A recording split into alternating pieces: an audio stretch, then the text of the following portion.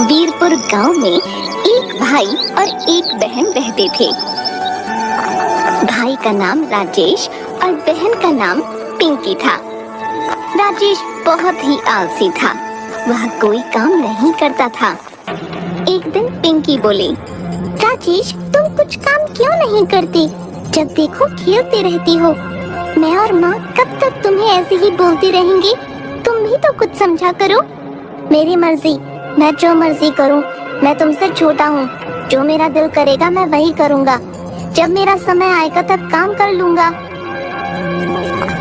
तभी राजेश की माँ आई। राजेश, ऐसे बात कर रहे हो तुम अपनी बहन से? चलो माफी मांगो, वो तो तुम्हें सही ही कह रही थी। राजेश को गुस्सा आ गया और वह घर से बाहर चला गया। भी राजेश को देखकर उसके पीछे पीछे चली गई। तभी पिंकी बोली, राजेश राजेश इतने गुस्से से कहाँ जा रही हो? मैं वन में जा रहा हूँ लकड़ी काटने। जब देखो तुम सब मुझे ताने मारते रहते हो। और इसी तरह पिंकी राजेश का पीछा करते करते पहुँच गई। लकड़ी काटते समय राजेश का पैर फिसला और वह नदी में जा गिरा।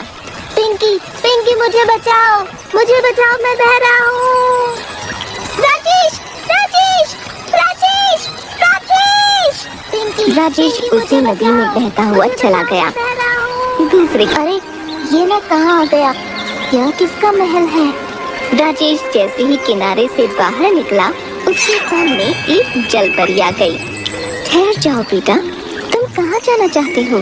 तुम उस महल में जाना चाहते हो? हाँ, लेकिन आप कौन हो?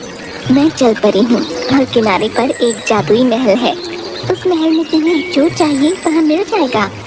जलपरी जी, जो भी चाहो, यानी कि खेलना खाना पीना सब कुछ। हाँ, मैं तो बस उस महल की रखवाली करती हूँ। जलपरी जी, मुझे भी उस जादुई महल में जाना है। मैं कुछ समय अपने घर वालों से दूर रहकर यहाँ रहूँगा। मेरे घर वाले तब मुझे समझेंगे। तुम महल में तो रह सकते हो, लेकिन मेरी इजाजत के बिना बाहर नहीं आ सकते। हाँ जलपरी जी, ठीक है। तभी राजेश महल में चला गया। ना सुंदर और बड़ा महल है। अब तो मैं बड़े मजे से रहूंगा, खाऊंगा और पीऊंगा। तभी राजेश महल से बोला, जादुई महल, चलो मुझे सोना है। एक सुंदर सा पलंग दे दीजिए। तभी एक सुंदर सा पलंग हाजिर हो गया। राजेश खुश होकर वहाँ सो गया। वहीं पिंकी अपने भाई को ढूंढने के लिए सबको लेकर आई, लेकिन वहाँ पर कोई नदी नहीं थी। सब उसे ढूंढने लग गए और थोड़ी देर ढूंढने के बाद सब वहाँ से चले गए। राजेश जादुई महल में बहुत खुश था।